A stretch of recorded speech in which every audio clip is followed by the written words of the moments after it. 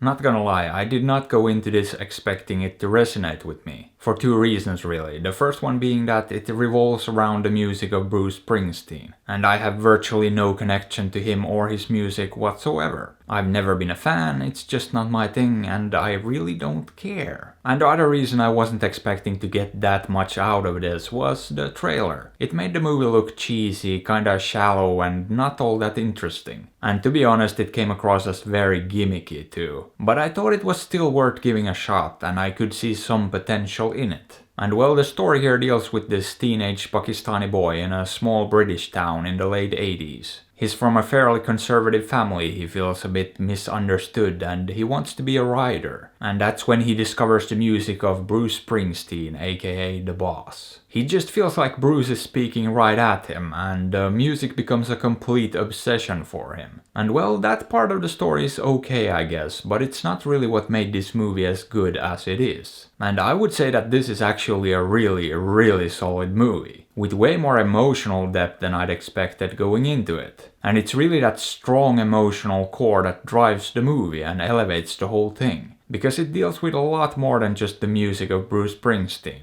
In fact, I would argue that the movie would have worked perfectly well even without it, because it deals with a lot of real issues and has a lot of heart too. I mean, it deals with racism, prejudices, living with a conservative family, economic hardship, friendship, love, and the pursuit of dreams. And not just in a shallow or cursory way either, it really gets into those things. It doesn't treat these serious topics lightly, it treats them with the gravity they deserve. But at the same time, the movie isn't afraid to let loose and get a bit silly from time to time either. I mean, there are more than a few song and dance sequences in this. And they're pretty creative too, with the lyrics popping up on the screen from time to time. But yeah, I think it found a really good balance between those two aspects. The more lighthearted and then the more serious stuff, without one feeling more important than the other. And one of the things I was worried about going into this was that it would rely too much on the music. But as someone who's not really a fan at all, I don't think it did. Because I'm still not really a fan and the movie worked just fine anyway. That being said, it does involve the music and the lyrics in pretty much every aspect of the movie. And as someone who isn't a fan, it could get a little bit annoying sometimes. I think they might have overdone it a tiny bit, to be honest. But definitely not to the point that it would have been a real big issue or anything. And yeah, I honestly didn't have any major problems with this movie. It's well written, well directed, looks decent, and there's nothing wrong with the acting either. In fact, the mom here, who doesn't have a huge role, did a really fantastic job. She stood out to me the most, and I thought that was worth mentioning. However, the rest of the cast did a really good job as well, and it's nice to see Tommen from Game of Thrones getting some work too. It actually took me a while to figure out who he was with the 80s hairdo. But yeah, overall I was pleasantly surprised by this one, especially by how engaging I found it to be on an emotional level. And by just how much it actually managed to resonate with me. And I guess that's the upside of being a bit cynical and pessimistic. Sometimes you're in for a bit of a surprise when it turns out your expectations were just way too low. But hey, how about it? Would I recommend this? Yeah, absolutely, even if you're not a fan of Bruce Springsteen.